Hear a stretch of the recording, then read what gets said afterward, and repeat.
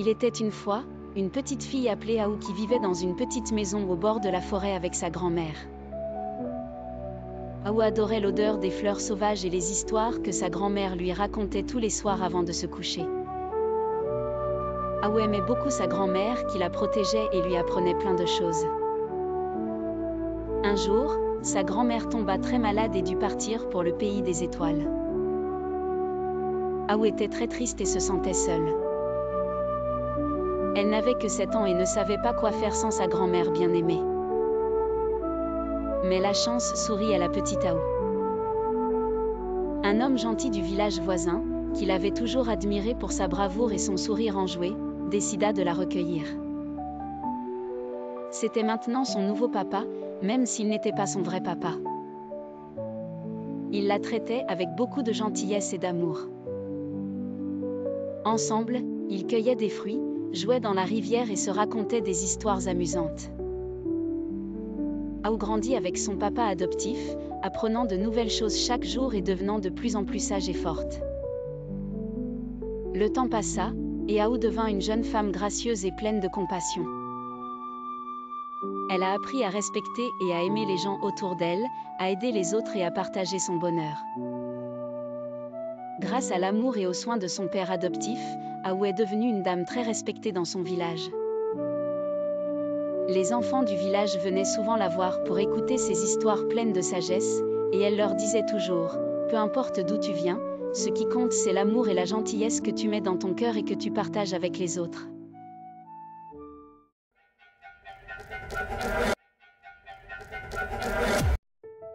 Leïla est une petite fille africaine aux yeux pétillants et au sourire éclatant.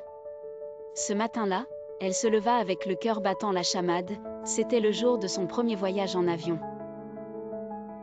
Son père l'embrassa tendrement avant qu'elle ne monte dans le taxi en direction de l'aéroport. Leïla regardait par la fenêtre, émerveillée par tout ce qu'elle voyait. Au bout d'un moment, ils arrivèrent à l'aéroport, immense et bruyant. Leïla serra la main de son père en entrant. Les guichets, les valises qui roulent, les annonces dans les haut-parleurs, tout semblait venir d'un autre monde. Après avoir passé les contrôles de sécurité, son père lui dit au revoir avec une larme à l'œil. « Sois courageuse, ma petite, et ramène-moi des histoires de France, dit-il. » Leïla hocha la tête bravement et entra dans l'avion. L'intérieur de l'avion était fascinant. Elle se dirigea vers son siège près du hublot et y prit place. Les autres passagers s'installaient aussi, et bientôt, tout le monde fut prêt pour le décollage. Quand l'avion commença à rouler sur la piste, Leïla sentit un mélange de peur et d'excitation. Puis, comme par magie, l'avion quitta le sol et s'éleva dans le ciel. Leïla regardait par la fenêtre, écarquillant les yeux en voyant les nuages de si près. Les heures passèrent rapidement, et bientôt, le capitaine annonça l'atterrissage imminent en France. Le cœur de Leïla battait fort, elle allait revoir sa maman. Une fois l'avion posé, elle descendit et suivit la foule jusqu'aux portes automatiques. Là, elle aperçut sa maman, les bras ouverts et le sourire aux lèvres. Leïla courut vers elle, et elles s'étreignirent longuement. « Tu m'as tellement manqué, ma chérie, » dit sa maman en l'embrassant. « Toi aussi, maman, » répondit Leïla, les larmes aux yeux. Ensemble, elles quittèrent l'aéroport, prêtes à commencer cette nouvelle aventure en France.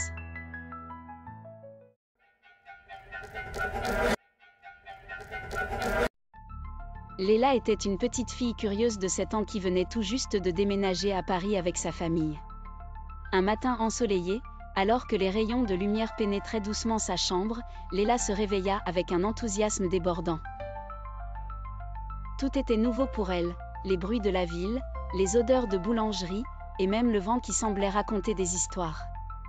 Aujourd'hui, c'était le jour où elle allait explorer son nouveau quartier. Avec son petit sac à dos rose rempli de son carnet de dessins et de quelques crayons de couleur, Leïla partit à la découverte du monde merveilleux qui l'entourait. En descendant les escaliers de l'immeuble, elle rencontra Madame Dupont, une vieille dame avec un sourire chaleureux et des biscuits au chocolat qui semblaient sortir tout droit d'un conte de fées. « Bonjour, ma chérie » Bienvenue dans notre petit coin de paradis, dit Madame Dupont en lui offrant un biscuit. Merci beaucoup, Madame Dupont, répondit Léla avec un large sourire. En traversant la rue, Léla découvrit un parc rempli d'enfants qui jouaient et riaient. Elle décida de s'asseoir sur un banc pour observer les scènes joyeuses. C'est alors qu'un petit garçon avec des boucles brunes et un ballon rouge s'approcha d'elle. « Salut, je m'appelle Max, tu veux jouer avec nous ?» lui demanda-t-il. Léla acquiesça avec enthousiasme. Ils jouèrent à cache-cache, au ballon et inventèrent même une danse rigolote. Après des heures de jeu, Léla sortit son carnet de dessin et commença à esquisser ses nouvelles découvertes, les arbres du parc, les sourires des enfants, et même le ballon rouge de Max. Mais l'aventure ne s'arrêtait pas là. En rentrant chez elle, Léla passa devant une boulangerie où les arômes de pain frais et de chocolat embaumaient l'air. Elle entra et se sentit immédiatement chez elle. Le boulanger, un homme grand avec une moustache amusante, lui offrit un pain au chocolat. « Bienvenue à Paris, ma petite, dit-il en riant. Après cette balade à la boulangerie, Leïla se retrouve au pied de la tour Eiffel. « Quelle merveille !» s'exclamait-elle, avec les yeux grands ouverts. De retour chez elle, Léla se blottit dans son lit avec le cœur rempli de bonheur et de nouvelles histoires à raconter. Paris était bien plus qu'une ville, c'était un trésor d'aventure. Et Léla savait qu'elle n'avait fait que commencer à le découvrir. Fin.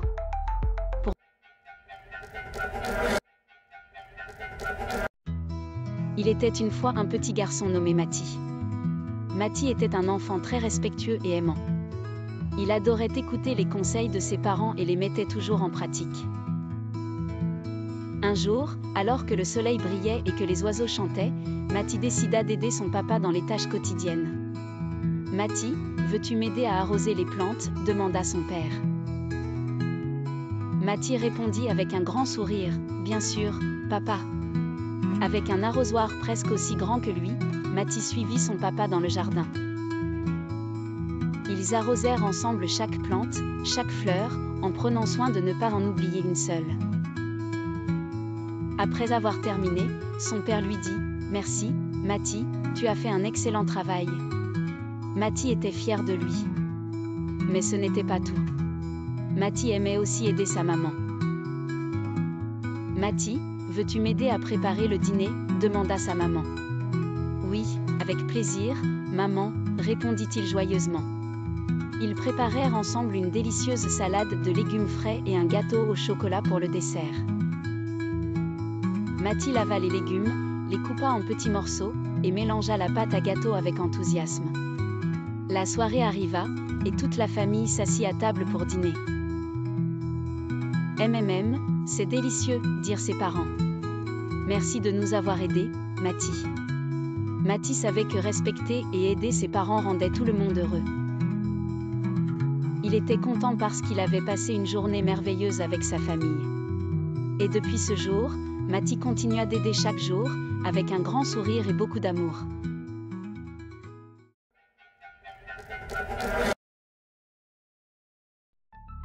Il était une fois un petit garçon nommé Liam.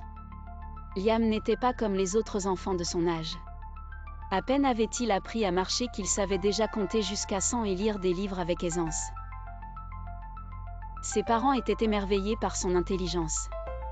Un jour, à l'école maternelle, la maîtresse proposa aux enfants de résoudre une énigme. Elle dessina un labyrinthe compliqué au tableau et dit « Voyons qui pourra trouver la sortie en premier. » Tous les enfants se mirent à réfléchir sérieusement, Liam y compris. Avec un grand sourire, il leva la main et dit « Moi, je sais. » La maîtresse lui donna la craie et Liam traça rapidement le chemin jusqu'à la sortie. Tous les camarades le regardèrent, ébahis et applaudissant. Mais Liam n'était pas seulement intelligent, il avait aussi un cœur immense. Alors, il décida d'aider ses amis à comprendre comment il avait trouvé la solution. Chaque jour, Liam partageait ses connaissances avec ses amis, les aidant à apprendre de nouvelles choses de manière amusante.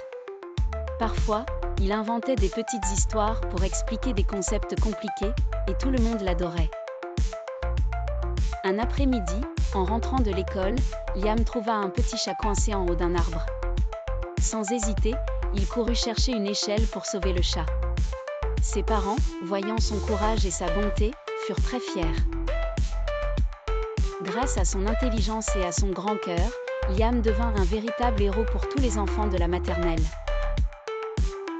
Et chaque soir, quand il allait se coucher, il se disait « Qu'est-ce que je vais apprendre et qui vais-je aider demain ?» Et c'est ainsi que Liam, l'enfant prodige, continua d'émerveiller le monde autour de lui, un jour à la fois.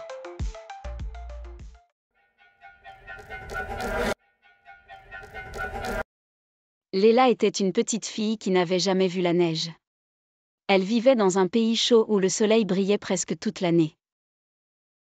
Un jour, ses parents décidèrent de l'emmener en vacances dans une région montagneuse où il neigeait souvent. Lorsque Léla descendit de la voiture et posa le pied dans la neige pour la première fois, elle fut émerveillée. Le monde semblait tout blanc et étincelant. « C'est magique !» s'exclama-t-elle en riant. Avec ses parents, elle construisit un bonhomme de neige aux yeux noirs en charbon et un nez orange en carotte.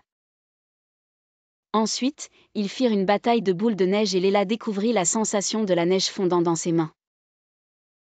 Elle apprit aussi à faire des anges dans la neige en s'allongeant et en agitant les bras et les jambes. Chaque nouvelle activité était une aventure. Léla ne voulait plus quitter ce paradis blanc. Quand il fut temps de repartir, elle promit de revenir l'année prochaine. En refermant la porte de la voiture, elle jeta un dernier regard rêveur aux montagnes enneigées et caressa l'idée de rapporter un peu de neige dans son pays chaud. Mais hélas, elle savait que la neige fondrait. Heureuse de cette expérience, Léla s'endormit durant le trajet avec un sourire aux lèvres, rêvant déjà de sa prochaine aventure dans la neige.